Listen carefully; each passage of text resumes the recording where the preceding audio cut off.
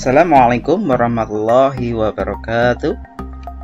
Berjumpa lagi anak-anak dengan Pak Amin, yang pada pertemuan kali ini akan melanjutkan penjelasan tentang upaya Nabi Muhammad SAW dalam membina masyarakat Madinah di bidang ekonomi. Untuk mengetahui lebih lanjut, silahkan perhatikan penjelasan dari Pak Amin berikut ya.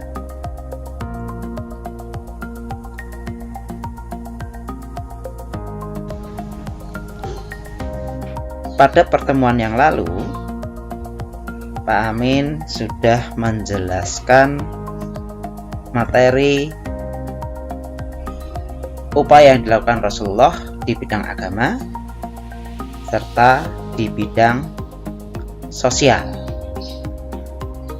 Nanti pada pertemuan kali ini Pak Amin akan melanjutkan pembahasan tentang upaya yang dilakukan Rasulullah dalam membina masyarakat Madinah di bidang ekonomi. Oleh karena itu, silakan disaksikan ya. Perhatikan dengan sungguh-sungguh agar kalian nanti paham. Oke anak-anak sekalian, di bidang ekonomi Rasulullah melakukan beberapa hal. Yang pertama, Nabi Muhammad memperkenalkan sistem ekonomi Islam. Di dalam sistem ekonomi Islam ini, beliau memperkenalkan kepada penduduk Madinah tentang dua hal. Yang pertama adalah mengenalkan sistem ekonomi Islam di bidang perdagangan. Dalam bidang perdagangan, Rasulullah memperkenalkan yang pertama, syirkah. Syirkah adalah kerjasama antara dua orang atau lebih untuk melakukan sebuah usaha.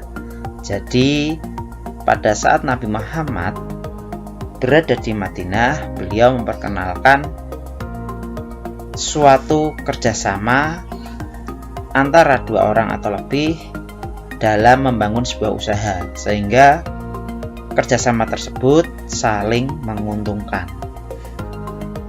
Yang kedua, Rasulullah juga memperkenalkan qirot. Apa itu qirot? Qirot adalah kerjasama dalam bentuk pinjaman modal tanpa bunga dengan perjanjian bagi hasil. Karena pada zaman sebelum Nabi Muhammad di Madinah, banyak sekali terjadi peminjaman modal dengan bunga yang berlebihan atau dikenal dengan istilah riba. Dan setelah Nabi Muhammad berada di Madinah, kerjasama dilakukan tanpa bunga, terutama dalam peminjaman modal, sehingga orang yang dipinjami tidak akan merasa rugi. Akan tetapi orang yang meminjami atau pemilik modal nanti juga mendapat keuntungan. Keuntungannya apa? Dari sistem bagi hasil. Jadi antara kedua belah pihak tidak ada yang dirugikan. Sedangkan yang ketiga, sistem ekonomi dalam bidang perdagangan yang dikenalkan adalah khiyar. Khiyar artinya boleh memilih antara melanjutkan akad jual beli atau membatalkannya, sehingga penjual maupun pembeli tidak merasa dirugikan. Maksudnya di sini adalah ketika ada seorang pedagang ataupun pembeli, sebelum melakukan jual beli, mereka melakukan akad terlebih dahulu. Akadnya apa? Yaitu mereka janjian terlebih dahulu. Jadi pembeli akan mengatakan kepada penjual, saya bersedia membeli jika memenuhi syarat ini. Ya, sehingga ketika nanti pembeli membatalkan, pedagang juga tahu bahwa pembeli tersebut tidak jadi membeli.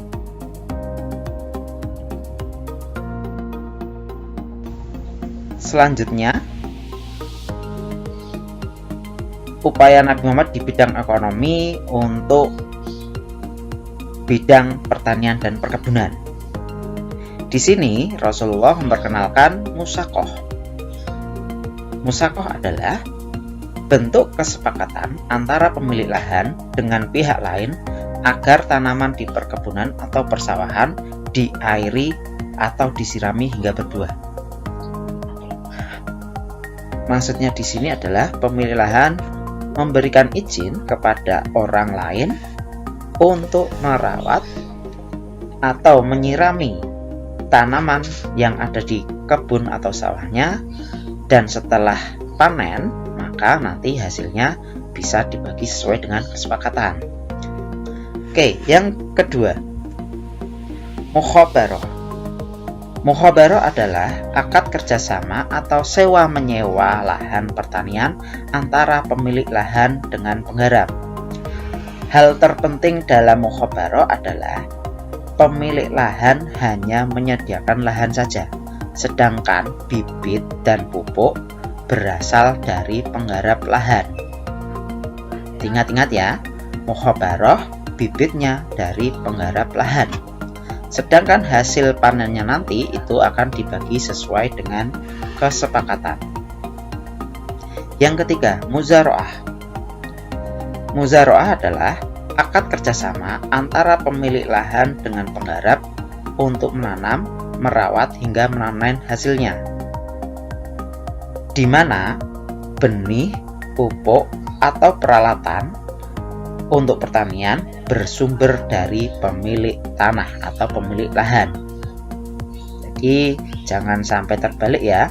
Kalau muzaraah, bibitnya atau benihnya, pupuknya berasal dari pemilik tanah. Kalau mukhabarah, bibit, pupuk, serta yang lainnya berasal dari penggarap lahan.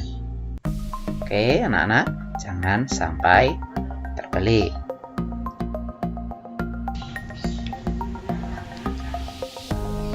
Upaya Nabi Muhammad di bidang ekonomi yang kedua,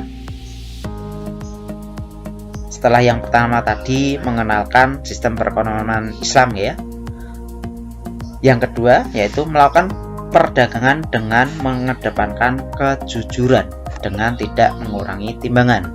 Perlu kalian ketahui bahwa sebelum Nabi Muhammad di Madinah, banyak sekali para pedagang di Madinah yang berbuat curang.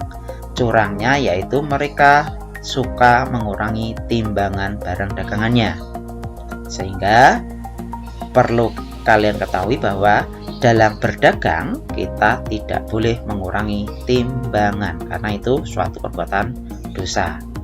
Akan tetapi apabila timbangannya dikurangi tapi pembelinya juga diberitahu bahwa misalkan harga sekian, ukuran timbangannya sekian, jadi ada kejujuran di situ. Tapi kalau kalian dalam akad perdagangan tidak memberitahukan secara jujur, maka itu yang tidak boleh. Yang ketiga, membangun etos kerja yang tinggi di kalangan kaum muslim. Etos kerja di sini maksudnya adalah semangat juang yang tinggi dalam bekerja, sehingga dalam bekerja tidak seenaknya sendiri. Kita pasti tahu bahwa apabila ada pekerja yang bekerja seenaknya sendiri, tidak mau bekerja sesuai keinginan dari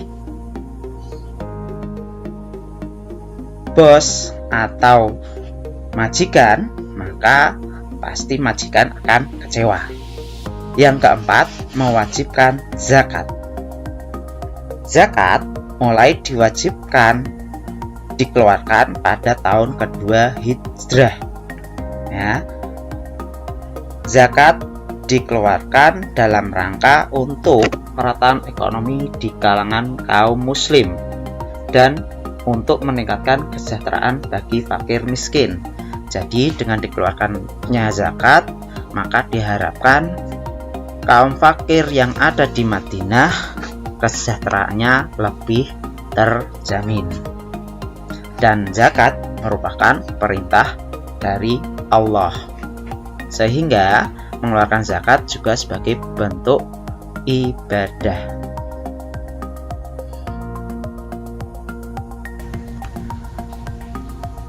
Oke anak-anak sekalian, for your information, ini yang perlu kalian ketahui atau tambahan, bahwa kaum muhajirin itu merupakan kaum yang memiliki keahlian dalam berdagang loh.